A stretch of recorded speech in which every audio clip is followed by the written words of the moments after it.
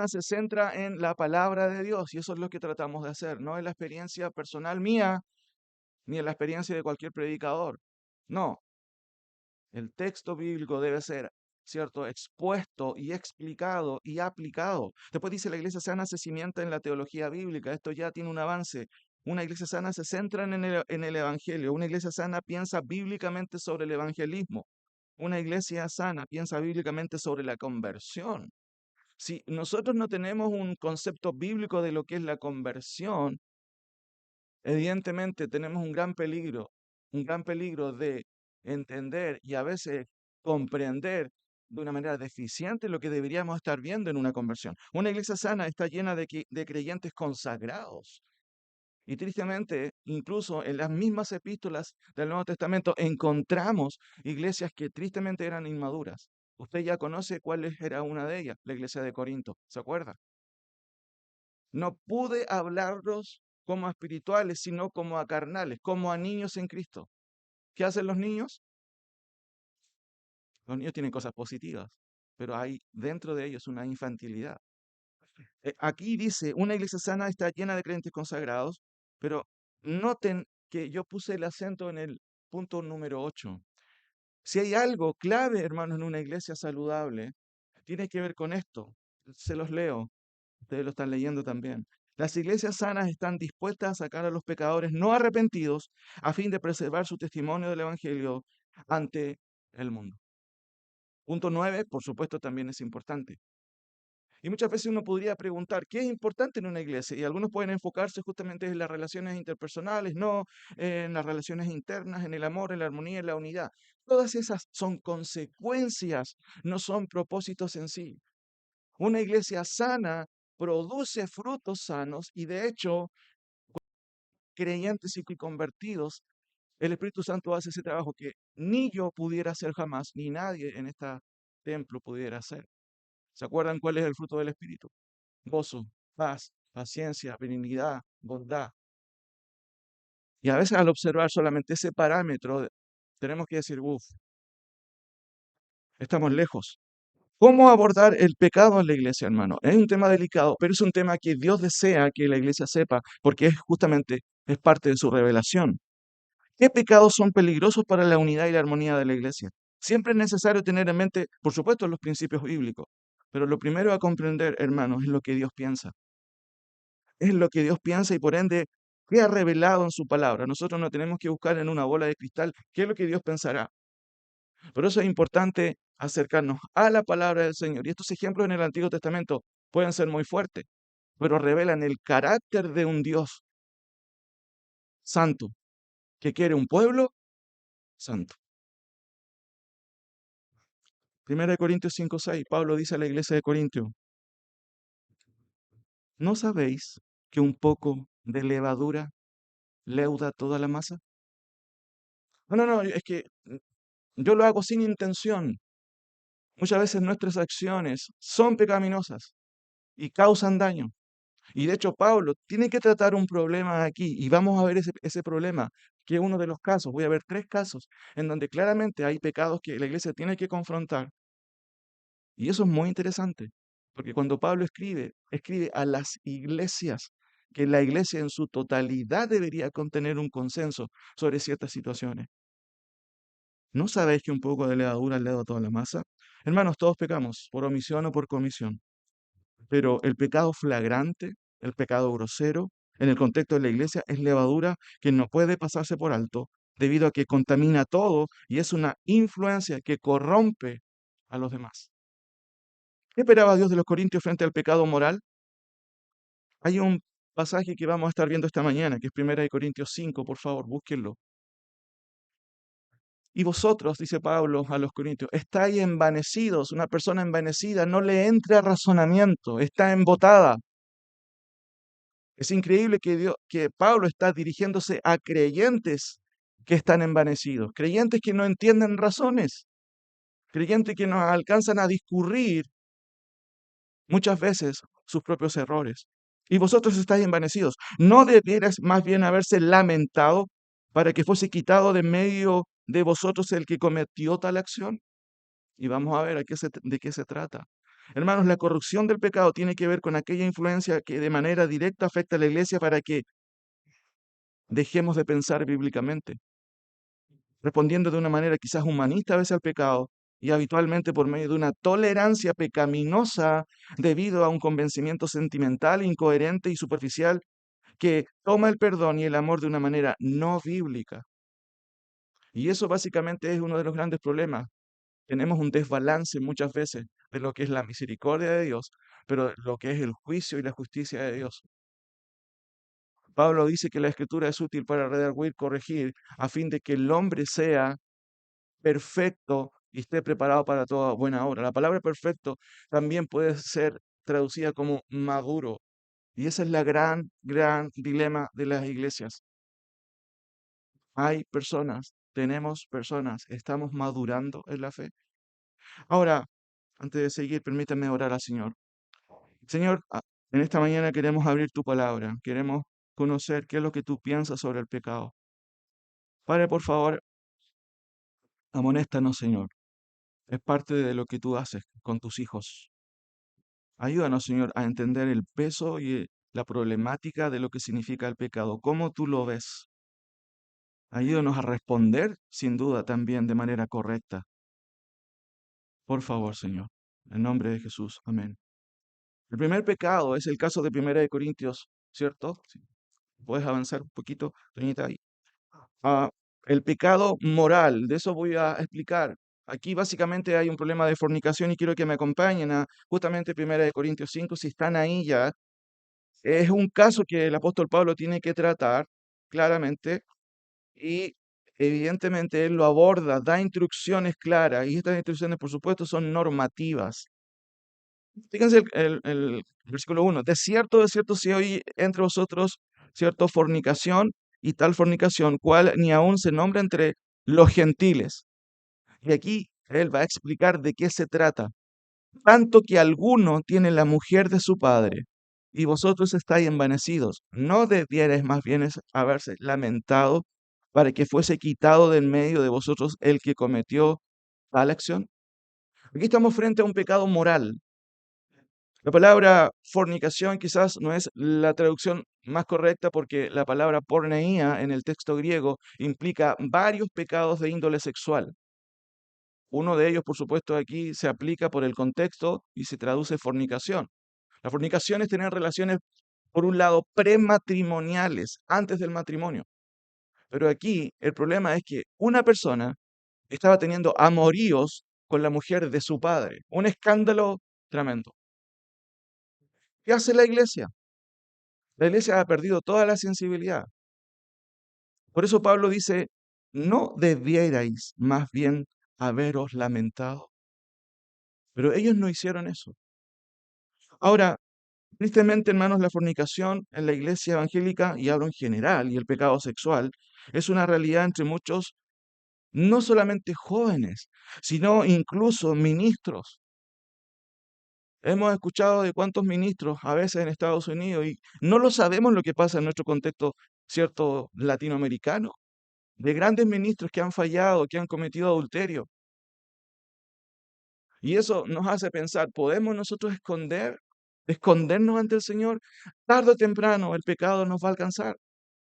Pero aún así, a veces estos pecados, hermanos, no se corrigen, no se tratan. Ahora, ¿de qué, de quién está hablando? Yo creo que note, muchas veces se trata de hacer un paralelo entre este pasaje y Segunda de Corintios capítulo 2. No tiene relación. Ahora, ¿cómo trata Pablo a esta persona? Noten por favor los pronombres que se usan. Versículo 1.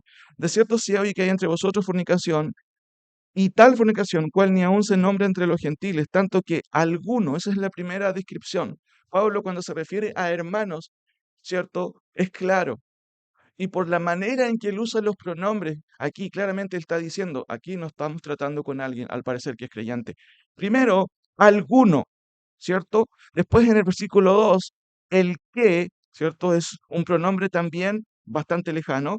En el versículo 5 fíjense, y de hecho en el 3 ciertamente yo como ausente del cuerpo, pero presente en espíritu, ya como presente he juzgado al que tal cosa ha hecho. Después en el 5 dice, el tal se ha entregado ¿a dónde? ¿O a quién?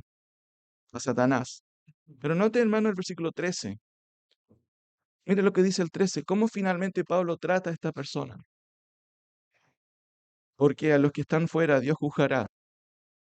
¿Por qué está diciendo eso? Ustedes deberían juzgar esta situación. El versículo 11. Más bien os escribí que no juntéis con ninguno que, llamándose hermano, practica, ¿cierto?, el desorden sexual.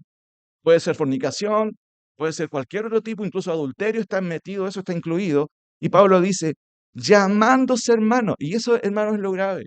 El texto dice, más bien os escribí que no juntéis con ninguno que llamándose hermano fuere fornicario, avaro, que es una persona avara, que quiere tener, tener, tener, tener, tener.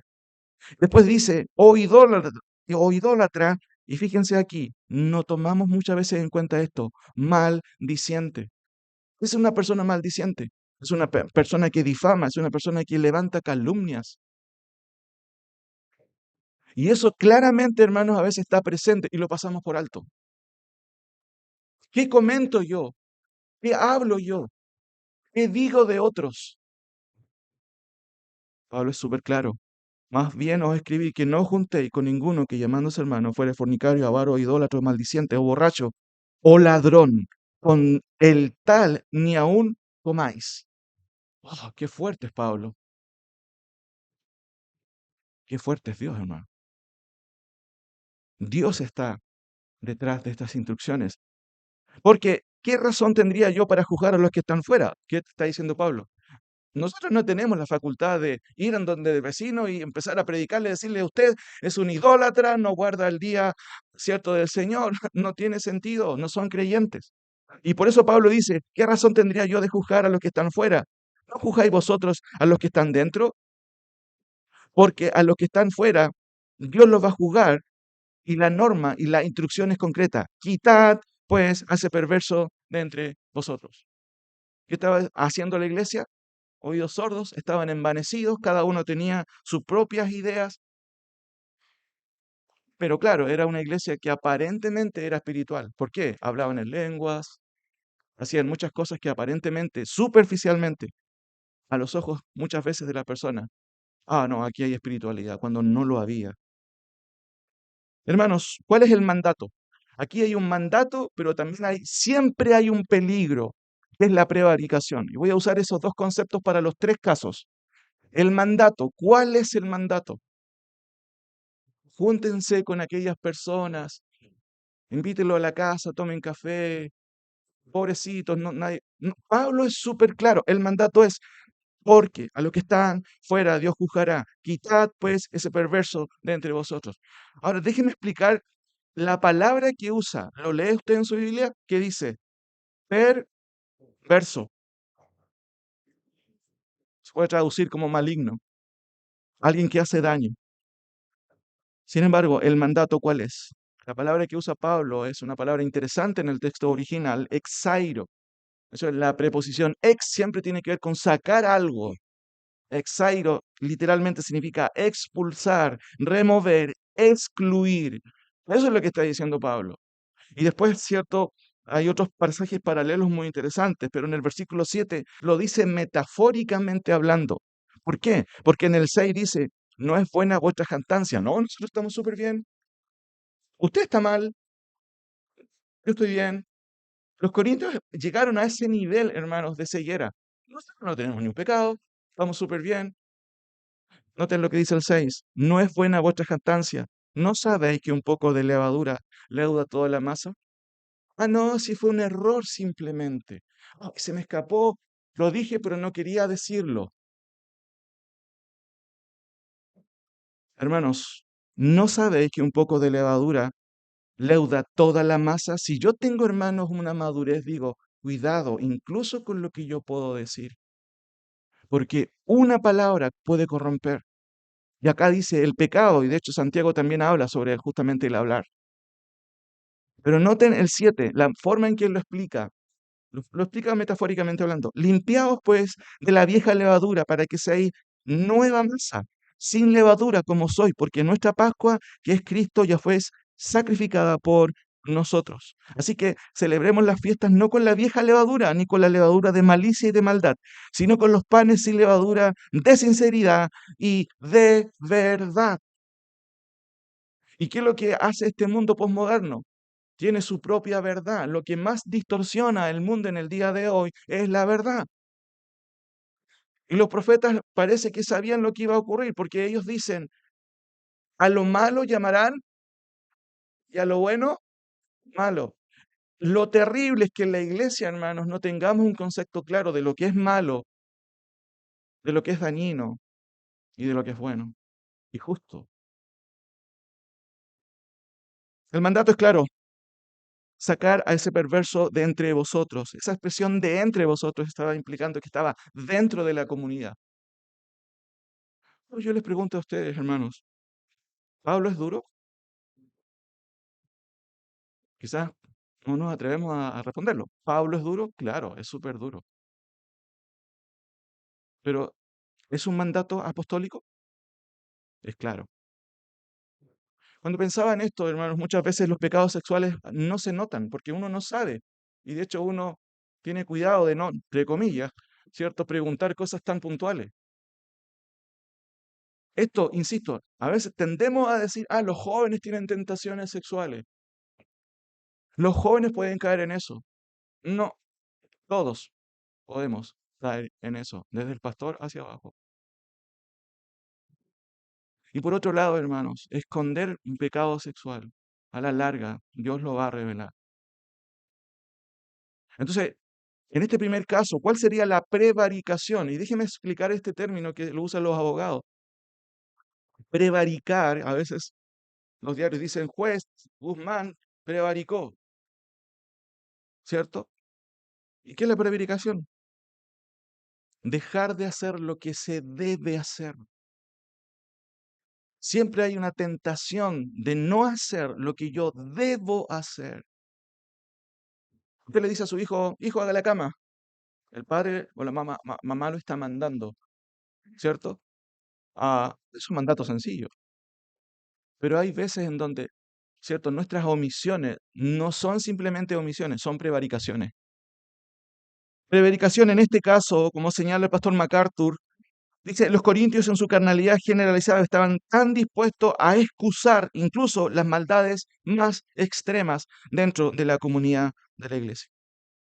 El pecado prevaricatorio en este caso, ¿cierto? No solamente pasar por alto pecado, sino también no hacer lo que se debe, aplicar disciplina y excomunión.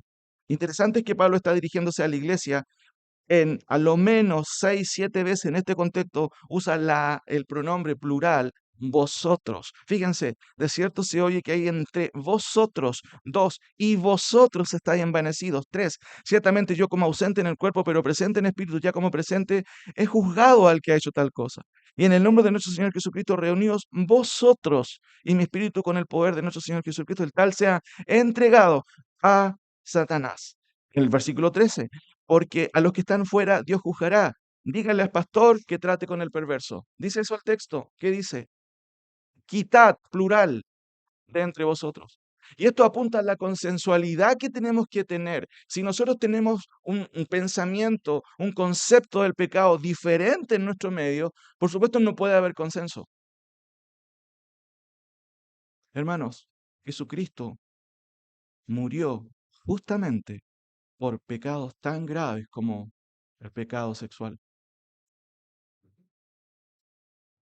En Primera de Corintios es muy interesante. Fíjense lo que dice el capítulo 6, versículo 9. Capítulo 6, versículo 9. Y noten la pregunta que hace. Lo hace como pregunta el apóstol Pablo. Bueno, es que ustedes no saben. ¿No sabéis que los injustos no heredarán el reino de Dios? Y noten la lista. No erréis, ni los fornicarios, ni los idólatras, ni los adúlteros, ni los afeminados, ni los que se echan con varones, ni los ladrones, ni los avaros, ni los borrachos, y note, ni los maldicientes, personas que murmuran, ni los maldicientes, ni los estafadores heredarán el reino de Dios. A mí me impresiona lo que dice el versículo 11. Y estos son, ¿cómo dice el versículo 11? Y esto erais alguno de vosotros, mas habéis sido lavados, ya habéis sido santificados, ya habéis sido justificados en el nombre del Señor Jesucristo por el Espíritu de nuestro Dios. Una persona creyente, hermanos, va a odiar el pecado, va a ser tentado, todos podemos ser tentados, pero va a aborrecer el pecado. Francisco La Cueva, en el comentario de Matthew Henry, dice: pero el aviso no alcanza solo a este pecado, fornicación, sino a todo vicio notorio y degradante dentro de la comunidad eclesial. El apóstol enumera 6: os escribí que no os juntéis con ninguno que llamándose hermano sea fornicario, avaro, idólatra o agraviador, mediante la difamación, o borracho ladrón, con el tal ni aun comáis. Esta conminación es semejante a la que hace Juan con respecto a los que propagan falsas doctrinas. ¿Saben lo que dice Juan justamente con respecto a las falsas doctrinas? Por favor, acompáñenme en este último punto a la epístola de Juan, la segunda epístola.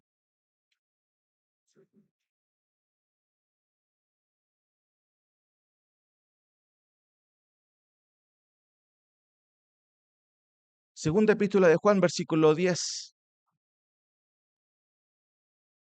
Si alguno viene a vosotros y no trae esta doctrina, y la palabra, cierto, esta expresión, esta, no solo se refiere a la doctrina particular que está aludiendo Juan, es la doctrina de Cristo. Si alguno viene a vosotros y no trae esta doctrina, invítalo a la casa, comparte con él. A ver, no sé si estoy leyendo mal, ¿cierto? ¿Qué dice su Biblia, hermanos? No lo recibáis ni le digáis bienvenido. Cuando uno lee la Escritura, hermano, la seriedad que Dios con la cual trata las cosas es tan diferente a veces a como nosotros tenemos, ¿cierto? Ciertas perspectivas. Y nosotros inventamos categorías incluso dentro, incluso teniendo la palabra aquí frente a nuestros ojos. No, esa doctrina no es tan importante. No, esta sí es importante. Quiero pasar al punto 2. El segundo caso es el caso de división o sedición. Acompáñeme por favor a Romanos, por favor. Romanos capítulo 16, versículo 17. Hay varias normas que Pablo está en esta carta mencionando, varias instrucciones, pero el versículo 17 es tremendo lo que dice. Romanos 16, 17, como dije, es un conjunto de instrucciones que el apóstol Pablo está mencionando. Hay, sin duda, saludos, pero también instrucciones. Y una de estas instrucciones tiene que ver justamente con cuál es la actitud que la iglesia debe tener. Más os ruego, hermanos, que os fijéis en los que causan divisiones y tropiezos en contra de la doctrina que vosotros habéis aprendido. ¿Qué dice su Biblia, hermano? Que os apartéis de ellos. Eso es claro en el texto. Ahora, déjeme explicar tres cosas que aparecen en el texto o en la imagen o en este caso en la escritura. Hay tres cosas que están incluidas. Tres cosas Pablo está censurando. La actitud beligerante. ¿Qué significa la palabra beligerante? Hostil también puede ser. Es alguien contencioso, es alguien que quiere generar problema. Diferente es a una persona obviamente que prefiere a lo mejor callar. Y eso obviamente es resultado también de la madurez. Pero aquí está hablando de alguien que no, es que yo soy así, yo necesito decir lo que necesito decir.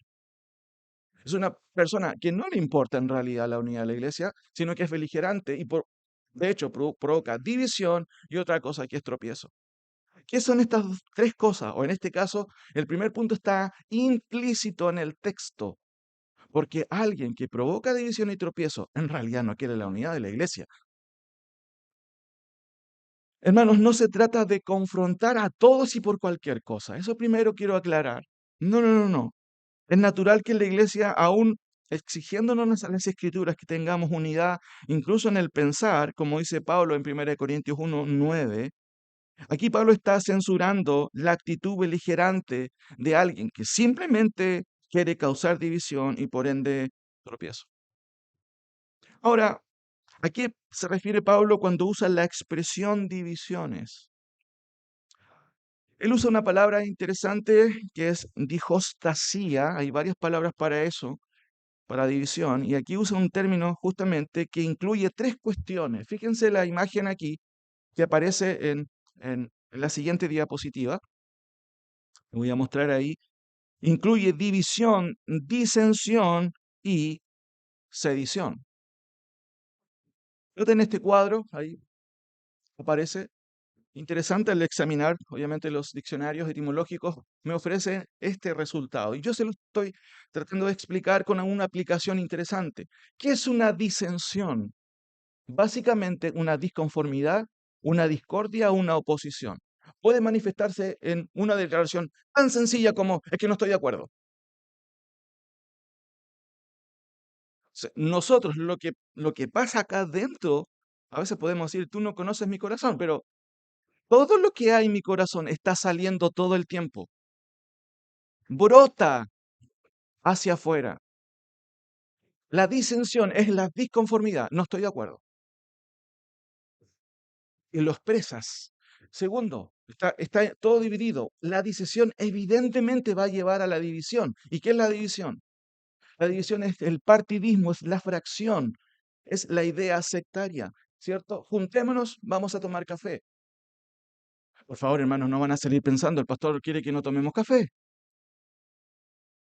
Y si de grano, mejor, hágalo, es rico. Entienda, por favor, en la ilustración, hermano. Juntémonos, trae tu motosierra, trae tu serrucho. Está todo mal, ¿te diste cuenta? Hermanos, la división, cualquier cosa que fragmente la iglesia, no es bueno. Porque esto apunta juntamente a fragmentar la iglesia. Y Pablo dice, más os ruego, hermanos, que os fijéis, después voy a explicar esa expresión, que os fijéis en los que causan justamente fracciones. Déjeme explicar. Finalmente, cuando una división deviene, a veces viene esto, la sedición. ¿Qué es la sedición? Ahí está la explicación. Es una insurrección, es un levantamiento y una sublevación. Levantémonos en contra de. Ejemplos de eso, hermanos, hay muchos en la palabra del Señor. Uno puede decir, no, pero es que es solamente una opinión personal. El creyente genuino y los creyentes verdaderos siempre están solícitos en guardar la unidad del Espíritu en el vínculo de la paz. Aun si tienen razón, a lo mejor a veces es mejor callarse. Pero estas personas que Pablo está mencionando están solícitos para defender sus ideas, aun a costa de provocar disensión, conflictos y divisiones, para lo cual lamentablemente siempre hay oídos atentos. Oh, no, si tienes razón, sí. ¿Cómo empieza habitualmente una disensión? Siempre mediante personas dominadas por sus pasiones que reclutan apoyo de otros a causa de sus inconformidades. Porque en esencia, a veces no hay dominio propio. Parte de los frutos del Espíritu, hermanos, es el dominio propio. Cuando estudio y he estudiado el caso de Pablo en Romanos 7, siempre miro un ejemplo de mi persona. Nunca lo he visto como algo ajeno. ¿Se acuerdan lo que dice Pablo? Miren, acompáñenme al capítulo 7,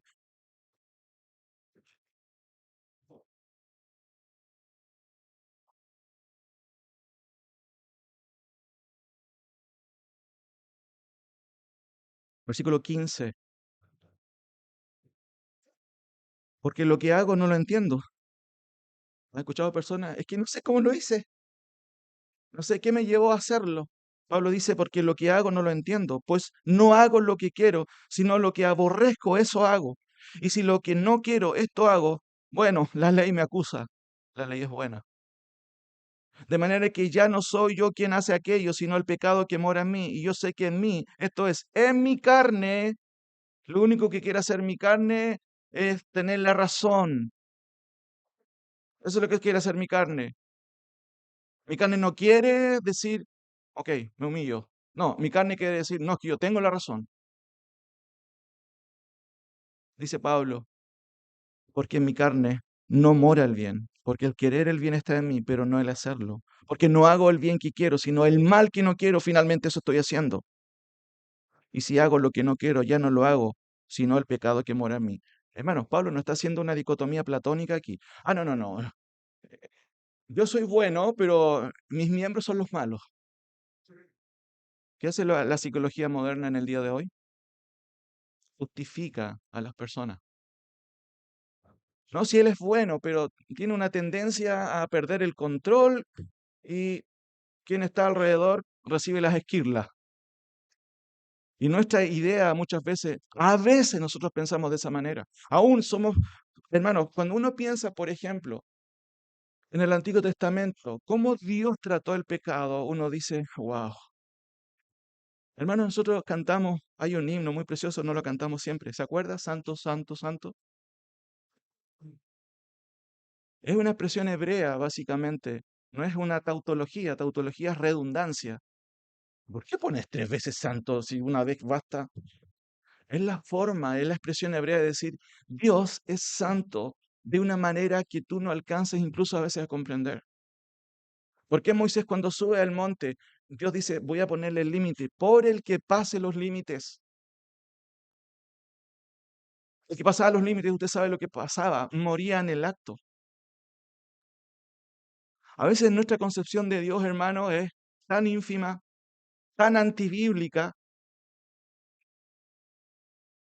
que tristemente eso nos lleva a hacer tantas cosas incorrectas.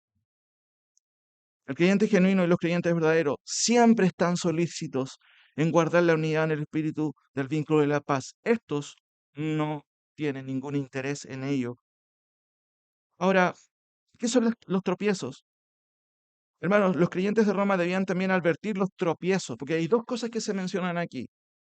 Primero, ¿cierto? Está la división, Pablo es claro en señalarlo. Volvamos a nuestro pasaje en Romanos, ¿cierto? El capítulo 15, versículo 16. Más os ruego, hermanos, que os fijéis en los que causan divisiones y tropiezos. Son dos cosas. Y déjenme explicarles la expresión tropiezo. ¿A qué se refiere con tropiezos? Los creyentes de Roma debían también advertir los tropiezos, algo que viene de lo primero, ¿cierto? Que es la división. El texto griego usa una palabra que es muy común en el Nuevo Testamento, escandalón. Donde viene nuestra palabra escándalo. Nosotros podemos tener, obviamente, una concepción en el día de hoy de escándalo. ¿Qué es un escándalo? Es algo que es terrible, es algo que, es que tú no puedes, no supiste el tremendo escándalo. Pero desde el punto de vista del uso del término en la palabra del Señor, es diferente el concepto. Déjeme explicarle un poquito. En el Nuevo Testamento se usa la palabra escándalos, que usa muchas veces en el Nuevo Testamento y describe una trampa que hace caer en pecados a otros. ¿Por medio de qué? Por medio de un engaño. Por ejemplo, cuando alguien cuenta a otro una murmuración, quien la escucha a falta de sabiduría cae en la trampa cuando le da crédito a aquel comentario y peor aún, lo replica a otros. Ese es tropiezo. Y eso es lo que sucede a menudo. Hay hermanos, obviamente, entre comillas, dice más ruego, hermanos, que os fijéis en los que causan, ¿qué cosa? División. El término división, como lo vimos, ¿cierto? Dijo tasía, describe división, disensión, sedición. ¿Qué hace alguien así? Busca adeptos. Y los adeptos, tristemente, a veces ponen el oído y escuchan y no son sabios, no hay madurez para decir, hermano, para, para. El tropiezo, hermanos, hace caer a otros que no tienen la madurez suficiente. Oh, sí, no, verdad, tienes toda la razón. Yo igual incluso lo vi, sí, no. Si yo lo vi entrando, siempre digo esto, vi al hermano, no está el hermano Saúl ahora, vi al hermano Saúl entrando a la cantina. No, sí, no, él ha caído en el vicio. Usted entiende, funciona. Hermanos, entienden perfectamente lo que yo estoy diciendo. La murmuración, ¿cómo deviene la murmuración? Solamente falta alguien que diga, para, en esta casa no hacemos eso. Pero esta persona No solamente provoca división, sino que también contamina a otros en esa contaminación. Romanos 16, 17 advierte con respeto a los que causan divisiones y tropiezo en contra de la doctrina que el pueblo de Cristo ha recibido. Es decir, se advierte contra los que quieren atraernos fuera del camino de la verdadera creencia. Yo le podía preguntar, hermano, y eso a veces nosotros tenemos una forma tan diferente de ver las cosas. ¿Importa la doctrina? Algunos, ¿cierto? Asienten. Yo debería escuchar un coro de voces diciéndome, amén, la doctrina importa. Fíjense, más os ruego, hermanos, que os fijéis en los que causan divisiones y tropiezos en contra de qué. Yo pensé que la doctrina era la soteriología, la amartología, ah, la angiología. No, no, la doctrina es práctica. Fíjense en Tito 2, por favor. Acompáñenme a Tito 2. Tito 2.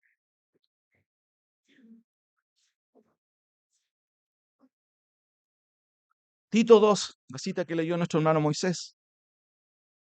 Pero tú habla, son instrucciones pastorales, lo que está de acuerdo con la sana doctrina.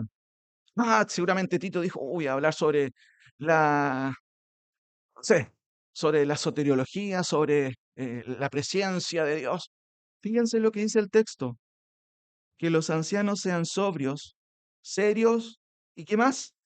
Prudentes, sanos en la fe. Yo pensé que me ibas a hablar de doctrina. Esto es doctrina, pues. Siempre la doctrina tiene un aterrizaje a lo práctico. Hermanos, que los ancianos sean sobrios, prudentes, sanos en la fe, en el amor, en la paciencia. Segundo, las ancianas asimismo sean reverentes en su porte. Instrucciones tan claras, no calumniadoras. ¿Sabe que el término que se usa ahí, aquí en otro pasaje es diabolos? ¿Le suena algo? Antes había un juego que usaban los niños que se llamaba literalmente diablo. Diablo tiene que ver con algo que es diabólico, hermano. La calumnia, hermanos, nunca es inspirada por el Señor. Siempre tiene un influjo más diabólico que espiritual. El texto dice, las ancianas asimismo sean reverentes en su porte, no calumniadoras, no esclavas del vino, y esa era una realidad en el contexto, maestras del bien. Noten, que enseñen a las mujeres jóvenes a amar a sus mujeres, a sus hijos. Miren, hacer qué cosa? Prudentes, prudentes. ¿Cuál es el error de los jóvenes? Ser imprudentes. Dice el texto, castas, cuidadosas de su casa, buenas, mira, sujetas a sus maridos. Hermano, estoy leyendo instrucciones eclesiásticas, no para un club social, para la iglesia. El texto sigue diciendo, para que la palabra de Dios no sea blasfemada. Otro caso es, por ejemplo, 1 Corintios 8:13, que Pablo resume un problema que había ahí. Cuando los inconversos estaban llegando a la iglesia y venían con un montón de conceptos equivocados, los hermanos podrían haber dicho, pero yo tengo libertad en Cristo, y Pablo dice, por lo cual si la comida le es a mi hermano ocasión de caer, ¿qué voy a hacer yo? ¿Qué me importa si se siente mal el otro? Yo tengo libertad en Cristo, puedo hacer lo que... No, el cristianismo es un llamado a morir. No es un llamado a, no es que no me importan los demás, yo quiero hacer lo que yo quiero hacer. Miren, por lo cual si la comida le es a mi hermano ocasión de caer, no lo voy a hacer jamás. No, prefiero no hacerlo para no poner tropiezo a mi hermano. Eso es doctrina, hermanos, aterrizada en la conducta. Ahora, ¿cuál es el mandato en el texto? Díganme ustedes, ¿cuál es el mandato aquí directo? Pablo explica el texto, pero hay un mandato. ¿Cuál es?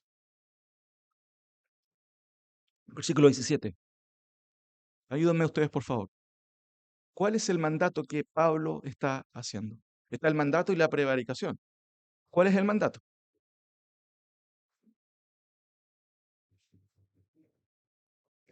Este es un examen concreto del texto. ¿Qué observan ustedes? ¿Qué está mandando? Fíjense, primero él dice, os ruego.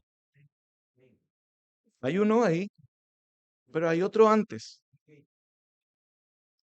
Muy bien. Más os ruego, hermano, aquí está el primer mandato, que os fijéis. que os fijéis. Ahora, déjeme explicarle este concepto. Este es un verbo en presente indicativo. ¿Qué significa eso? Que está hablando de una actitud, no de algo.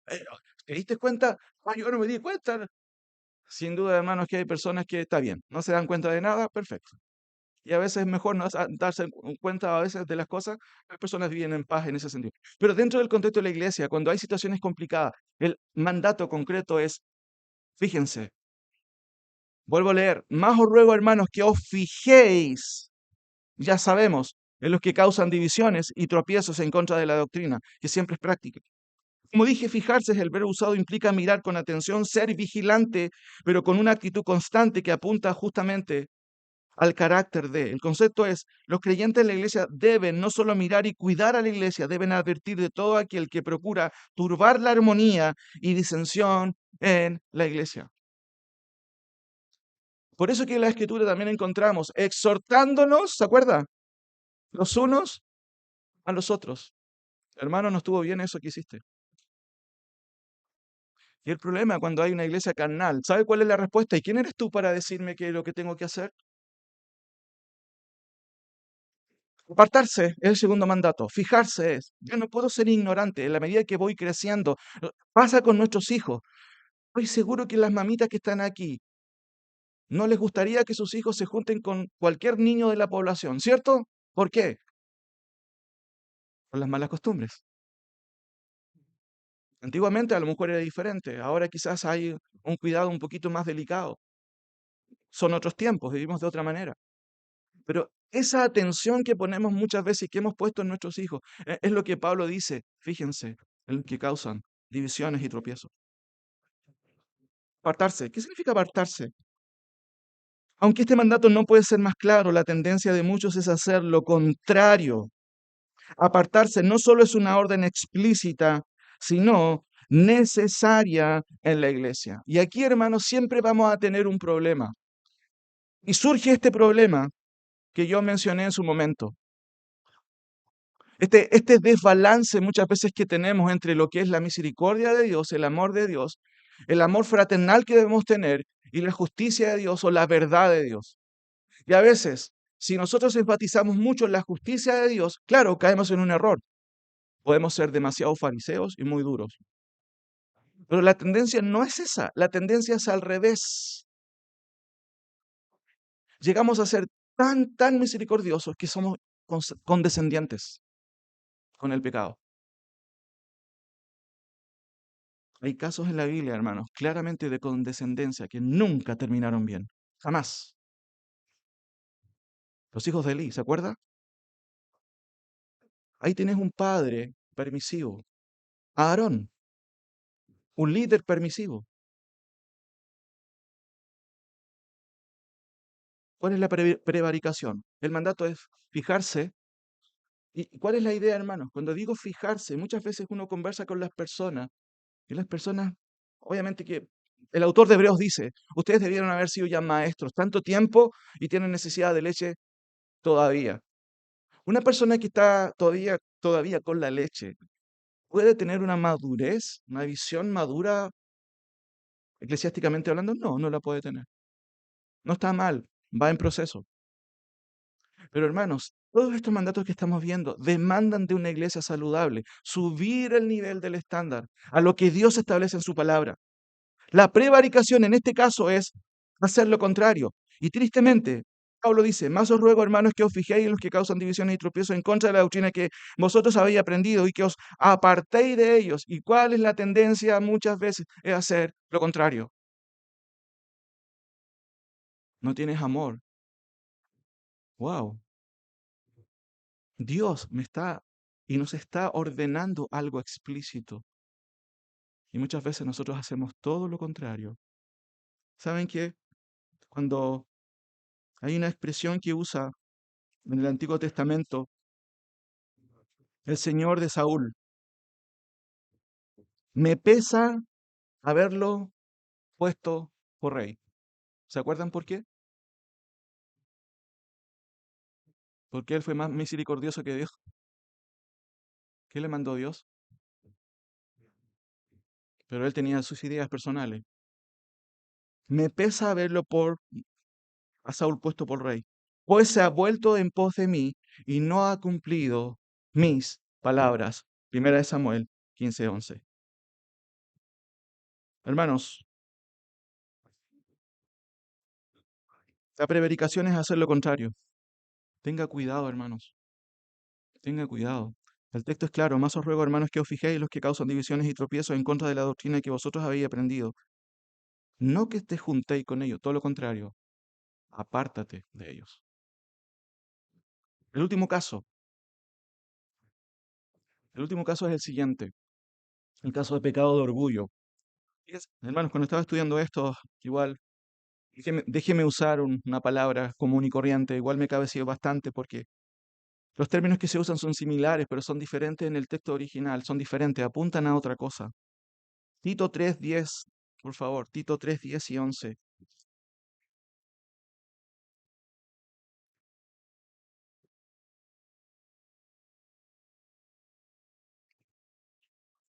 Al hombre que cause divisiones después de una y otra amonestación, todos tienen Reina Valera, ¿cierto?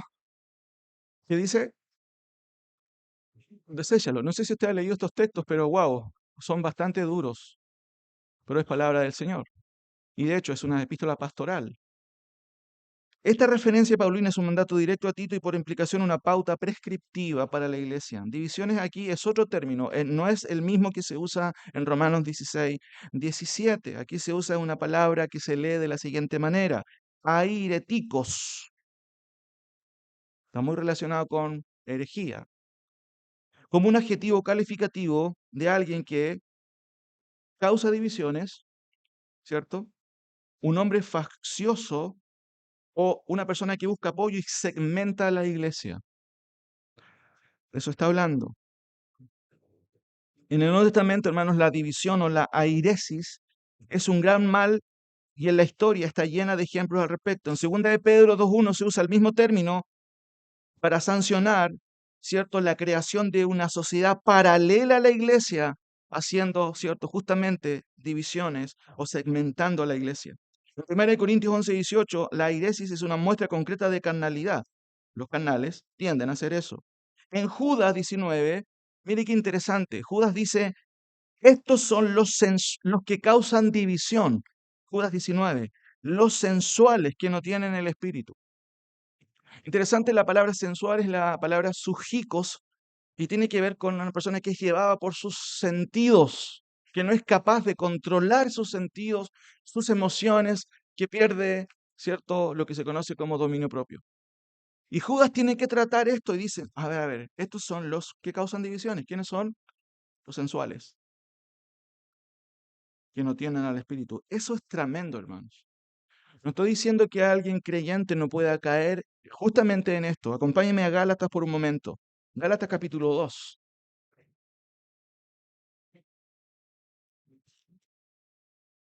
Gálatas capítulo 2, 11.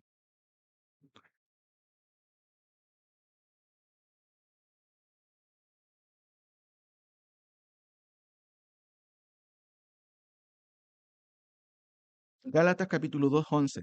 Pero cuando Pedro vino a Antioquía, le resistí cara a cara porque era de condenar. Uf.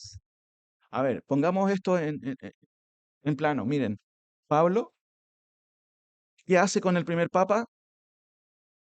Pedro no es el primer papa, por supuesto, pero es uno de los apóstoles principales. Hermano, Pablo lo que hace es corregir a Pedro. Dice: le resistí cara a cara porque era de condenar. Después dice el texto: pues antes que viniesen algunos de parte de Jacobo, comía con los gentiles, pero después que vinieron, se retraía y se apartaba porque tenía miedo de la circuncisión. Fíjense, siempre una acción incorrecta trae consecuencias incorrectas. Note el versículo 13. Y en su simulación participaban también los otros judíos, de tal manera que aún Bernabé, ¿qué le pasó a Bernabé? Fue arrastrado por esa actitud pecaminosa. Hermano, estoy hablando aquí del apóstol Pedro, pero Pablo tuvo la suficiente valentía para decir: Pedro, no estás actuando bien.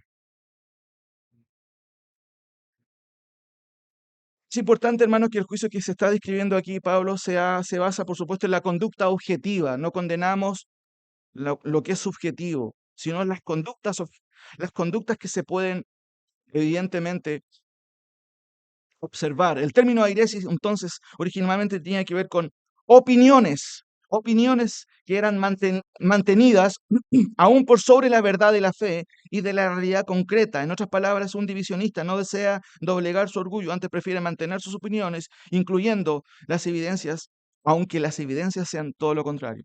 Hermano, esto está relacionado con herejía, en el sentido de que la palabra aquí que se usa, airesis, es escoger una opinión. Literalmente en la etimología basal del concepto significa escoger una opinión, pero incluso mantenerla hasta atropellar cualquier otra opinión, mantenerla aún a costa de la unidad y de la verdad. Porque esta es la opinión, pues yo pienso así y no voy a cambiar. ¿Conoce a personas así? Es terrible que eso ocurra en la iglesia, hermano. El profesor Bayer, uno de mis profesores, dice en su libro que sacó ahora hace poco, Cartas Pastorales: aquellos que incitan contenciones y discusiones necias provocan aún más problemas. Dividen las opiniones y destruyen la unidad de la iglesia promulgando sus propios puntos de vista disidentes, contaminando a los demás. Esto último es lo grave. Una persona que es faccioso, que, que hace grupos literalmente, ¿cierto? O fragmenta la iglesia, dice el profesor Bayer, ¿cierto? Una persona que es faccioso siempre encuentra oídos ingenuos para su causa y esto justamente crea la facción. Esto no debe sorprendernos. Ocurre en la dinámica misma de la iglesia y tristemente es un abono justamente para las grandes divisiones. Ahora, usted puede sorprenderse por lo que voy a decir. Aquí hay un texto, gracias, Tonita, Primera de Corintios 11, 17, 19, que puede sorprendernos, pero no voy a decirlo en el sentido de, a ver, hay una utilidad dentro de las divisiones. Y déjeme leerlo y le explico, ahí está en términos concretos el texto. Dice Pablo, pero al anunciaros esto que sigue, no os alabo, porque os congregáis porque no os congregáis para lo mejor, sino para lo peor. Pues en primer lugar, cuando os reunís como iglesia, oigo que hay entre vosotros, ¿qué cosa? Divisiones. Y aquí se usa otra palabra para divisiones. Y dice, y en parte lo creo. Lo más probable, Pablo dice, sí, yo conozco quiénes son mis ovejas, conozco quiénes son ustedes. Corintio, por supuesto, hermano, no es una iglesia modelo. Porque es preciso que entre vosotros haya disensiones. Y noten qué interesante, ahí está el propósito, para que se hagan manifiesto entre vosotros quiénes son aprobados y por ende quiénes están descalificados. Dos palabras: disensiones, divisiones y disensiones. La palabra división aquí es diferente que Romanos y es diferente que Tito capítulo 2. Es la palabra exima, que significa cortar, dividir, por implicación, separaciones, divisiones y facciones. Son similares. Todo tipo de facción o de fracción que atropelle, que dañe, hermanos, la unidad de la iglesia, por supuesto, es una división. Pero el texto no solamente dice eso, dice porque es preciso. La palabra preciso es una pequeña palabrita de 3 letras en el texto griego, dei. Y Pablo lo pone como necesario. Y fíjense, lo traduce Reina Valera ahí, que es preciso, necesario, que entre vosotros haya disensiones, ¿cierto? ¿Y la disensión qué es? Una opinión, una preferencia. Esto de allí, grupo, facción, secta o partido. Y eso es lo terrible, hermanos, de las divisiones, que genera grupos, genera bandos en una iglesia. Y Pablo dice, hay una utilidad, deja que las cosas pasen porque eso reflota lo que hay detrás del corazón de alguien. Hermanos, le comenté a algunas personas, cuando estoy viniendo de Victoria hacia acá, paso a buscar a los chicos, ¿cierto? A la universidad y paso a dejar a Tommy y de vuelta me vengo, llego a un Seda del Paso, había un auto que justo se pone en el Seda del Paso a conversar con alguien en bicicleta, le toco la bocina, no avanza, espero un par de segundos, retrocedo, ¿cierto? Para doblar y seguir. Mientras voy pasando, Abigail iba adelante conmigo y los chicos iban atrás. Cuando voy pasando, Él se acordó de mi mamá. ¿Entienden? Tremendo gravato, tremendo improperio. ¿Qué creen que pasó dentro de mí? Díganme ustedes. Me bajé, hermano, me dieron ganas de bajarme del auto, de verdad. No para pelear, no, no piense eso, sino para hablar con él. ¿Qué pasó? Para razonar con él. No, recibí una iluminación de parte del Señor que me dijo, ándate, no discutas, ándate. Hermanos, las circunstancias, cualquier circunstancia, a veces Dios las permite para ver lo que hay en tu corazón. Es que yo tengo la razón. Cualquier circunstancia, incluso en la iglesia, son manifiestas para que se revele lo que hay de verdad en tu corazón. ¿Hay control? ¿Hay dominio propio? Todos somos tentados a actuar pésimo, porque es necesario que haya entre vosotros divisiones para que se manifiesten quiénes son realmente los aprobados. Y esta palabra es clave, porque esta palabra califica o descalifica a alguien, hermanos. ¿Qué hacer con los que causan división? Hermano, por favor, díganme ustedes, estamos en Tito. ¿Cuál es el mandato? No, que el pastor Joel dijo que hay que hacer esto. No, no, no. Hermanos, ¿qué dice la palabra del Señor? Volvamos a Tito. ¿Cuál es el mandato? Versículos 10 y 11. ¿Qué pasa cuando tenemos una persona de estas características?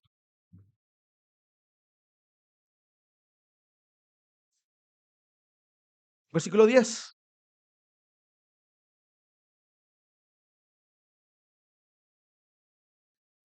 Hermanos, siempre hay un lugar para la misericordia. Antes de aplicar el juicio penal o el juicio final, déjeme leerle algunas versiones aquí. Por primera vez estoy de acuerdo con la NBI. Quiero que traduce mejor aquí. Perdones, perdones, hermanos, perdones.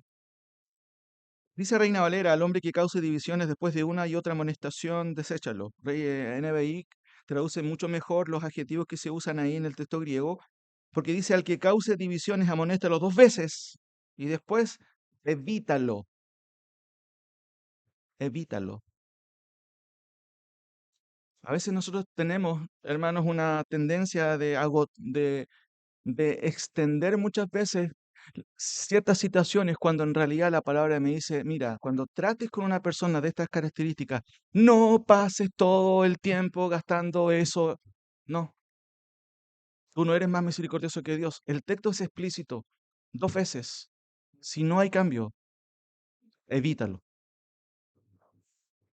Hermanos, la tarea pastoral es muy difícil, no es fácil para nada.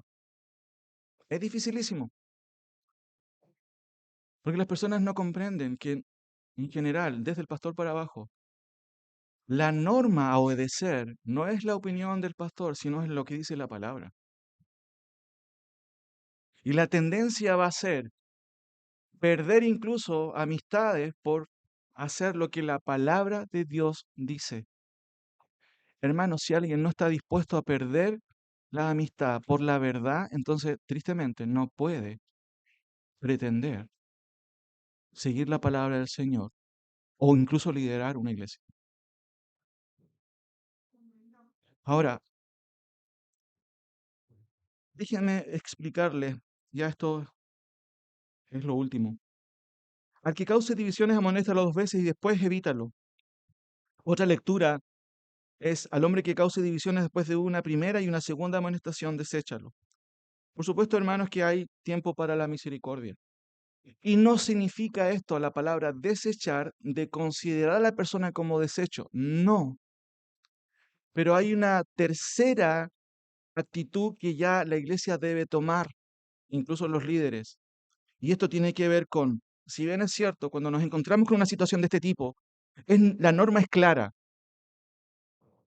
Evítalo, deséchalo. Y déjeme explicarle un poquito más el concepto, porque tiene que ver justamente con la idea de excluir incluso a alguien. Y eso puede ser fuerte, pero eso es parte, hermano, de lo que se debe hacer. Primero, aunque para muchos puede parecer algo insólito, la palabra aquí, ¿cierto? Deséchalo, Es una tarea normal dentro del ejercicio pastoral. Así como enseñar la palabra de Dios, la labor pastoral incluye aconsejar, amonestar, incluso la de reprender.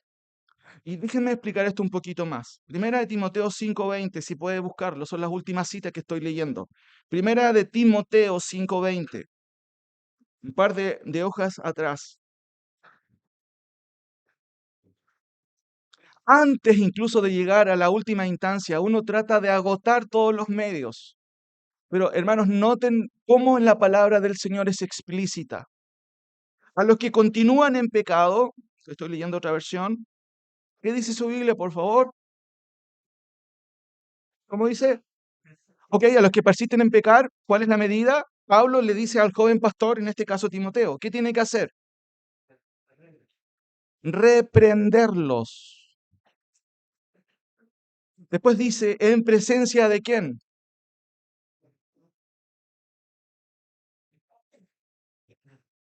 ¿Delante de quién? ¿Cuál es el objetivo? Para que los demás teman. Hermano, es triste cuando la iglesia, primero, reacciona de diferente manera. Fíjense que es muy difícil aplicar este texto a veces.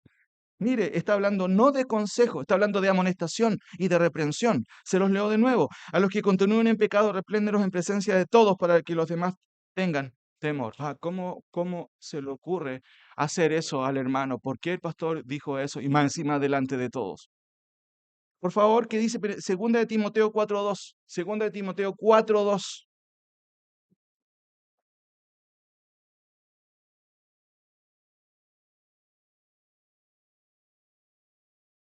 El primer texto es algo público, es algo en la asamblea. Y eso es lo que hacemos constantemente en la predicación. Yo estoy, en cierto sentido, exhortándoles a ustedes. Segunda Timoteo 4:2. Predica la palabra, insiste a tiempo y fuera de tiempo, redarguye. La palabra redarguir es refutar. Es decir, no, estás equivocado. Pero ¿cuál es la segunda palabra? Reprende. Hermanos, una iglesia madura entiende que no solo el consejo, sino la amonestación, incluso la reprensión, son cuestiones naturales dentro del ejercicio de la dinámica justamente de la exhortación en una iglesia. La exhortación, incluso la reprensión. Tito 2:15, miren, estamos en Tito, Tito 2:15. Tito, por favor, hace esto. Eso es lo que dice Pablo a Tito, el joven pastor. Esto habla, exhorta y reprende con toda autoridad. Que nadie te menosprecie. Bueno, eso es una de las cosas que va a suceder dentro del ministerio pastoral, el desprecio, el menosprecio. ¿Y qué se le ocurre estar diciendo eso? ¿Quién se cree para decir eso? Fíjense lo que está diciendo Pablo, es súper claro. Esto habla, Tito, por favor, exhorta todo el tiempo, pero también reprende. También reprende. Hermanos, cuando nosotros amamos a nuestros hijos, ¿pasamos por alto sus pecados? No, cuando yo amo de verdad, yo voy a reprender. Y si yo tengo un celo por el Señor, por su palabra, no puedo hacer algo diferente en la iglesia. ¿Cuántas veces? Dos veces. Si no hay una solución, por favor, no se trata de tratarlo, dice un comentarista, valga la redundancia, deséchalo, no significa tratar a alguien como desecho. No, no, no, no. Haz esto, sácalo, pero oren por él. Dios tiene tratamientos, hermanos, cuando nosotros no podemos hacerlo. Dios tiene tratamientos especiales y a veces sus tratamientos son misericordiosos, pero a veces son, tristemente, fuertes. Les conté, conversando con mi padre, siempre trato de conversar y pedir consejo, él es un hombre de canas. Yo también, pero bueno, es otra cosa. Una vez me contó que una persona quiso pegarle, imagínense, ¿Por qué? Porque mi papá o mi padre le dijo, tú no puedes participar en el coro. Porque era una persona que llegaba a su casa borracho. Cuando fue a hablar con él, mi padre fue con otro joven de la iglesia. Y esta persona trató de pegarle al pastor. Y el otro joven, que era un joven alto, le dijo, ¿cómo se te ocurre? ¿Cómo quieres pegarle al pastor? A la semana, después llaman a mi padre y este chico tuvo un accidente. Trabajando en el taller, perdió el ojo. Yo no estoy diciendo, hermanos, que ustedes tengan que justificar todo lo que hace el líder o los líderes de la iglesia. No, no, no, no. Estoy tratando de graficar que muchas veces Dios disciplina la desobediencia. Dios disciplina de una manera a veces que es fuerte. Por eso el autor de Hebreos, y yo lo he dicho muchas veces, si oyeres hoy su voz, incluso su exhortación y reprensión, ¿cuál es el consejo? ¿Endurecer el corazón? Por favor, hermanos, nunca haga eso. Profesor Bayer dice, hay momentos y situaciones en que es indicado dar la vuelta y no atender más a ciertas personas. ¿Cómo eso? Es claro, conocemos al profesor Bayer, ustedes lo conocen. Es un buen exegeta explicando este texto. El mandato concreto, paraiteomai, significa mantener alejado, rehusar, no incluir. El profesor Pérez Milos dice, el procedimiento eran dos advertencias firmes sobre esa actitud, adquiriendo un cambio de manera que si se obstina en permanecer contra la verdad, debía desecharse en el sentido de apartarse de él, considerándolo como incluso si no fuese un hermano. Mientras terminaba esta parte, y aquí ya vienen las conclusiones, me acordaba de Juan 10. No lo busquen, Juan 10 dice, 10:25, Jesús le respondió, os lo he dicho y no creéis. Las obras que yo hago en el nombre de mi Padre, ellas dan testimonio de mí. Pero vosotros no creéis, porque no soy de mis ovejas. Yo ya se los he dicho. Mis ovejas oyen mi voz, yo las conozco y hacen algo que jamás los cabritos hacen. ¿Qué hacen las ovejas? Siguen al Señor.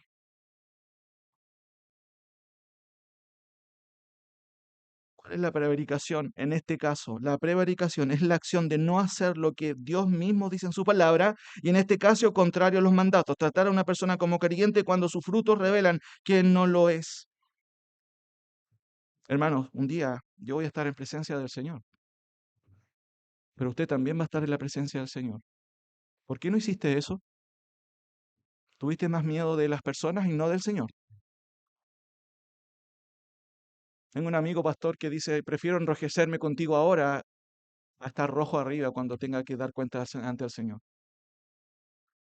Lo encuentro perfecto. Termino con conclusiones. Hermanos, ¿cómo la iglesia debe tratar con el pecado?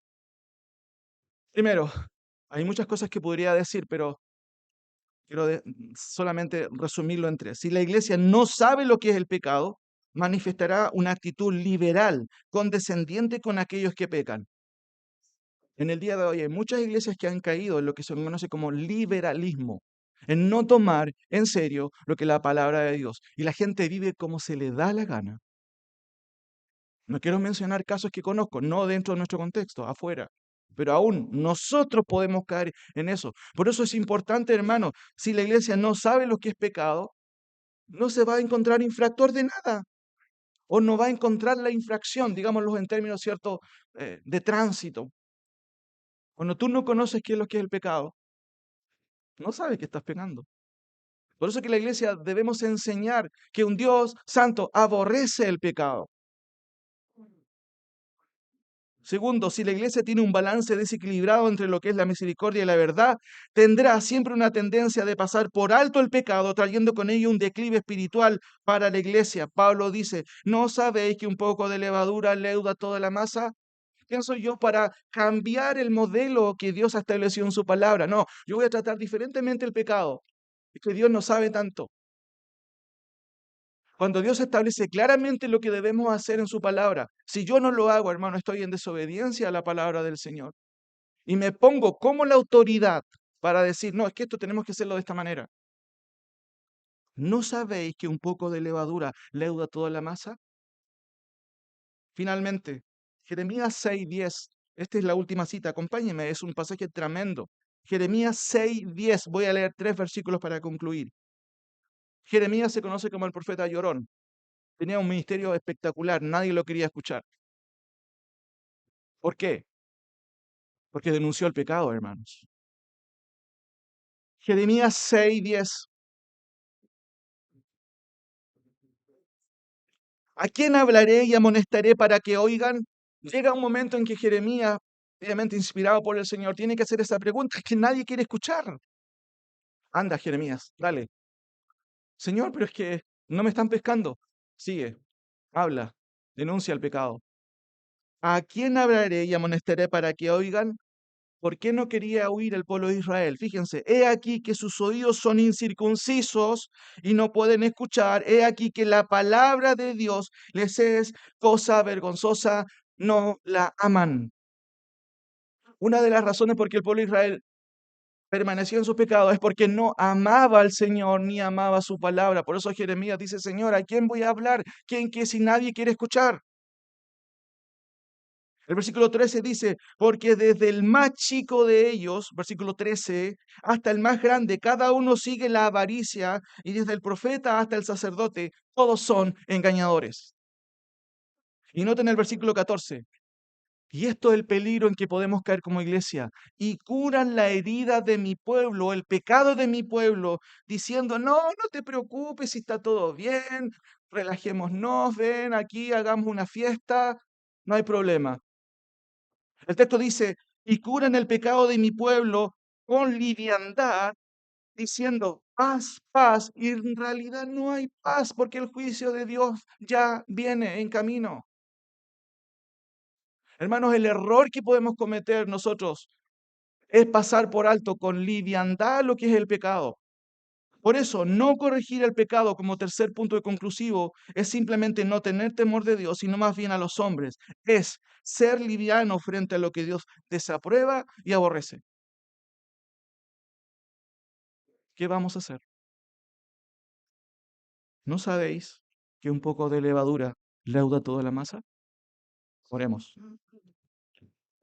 Señor, te doy gracias por tu palabra, porque si ella no estuviera, no tendría sentido, Padre, abrirla e incluso exhortar de esta manera a la iglesia.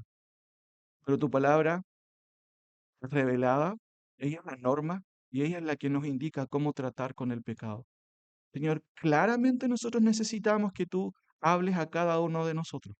Claramente yo necesito, Padre, que tú nos ilumines, por favor, desde mi persona hasta cada hermano que está aquí, visita que pueda estar en este momento. Porque tú no eres un Dios pequeño, no eres un Dios ciego que no alcanza a ver, eres santo, 3 veces santo, no pasas por alto el pecado, e incluso destruyes al que va a destruir y quiere dividir tu iglesia. Aún así, en tu misericordia, Padre, tú nos das la oportunidad de arrepentirnos. Por favor, Señor, que tu palabra hable a los corazones. En el nombre de Jesús, nuestro Señor y Salvador. Amén.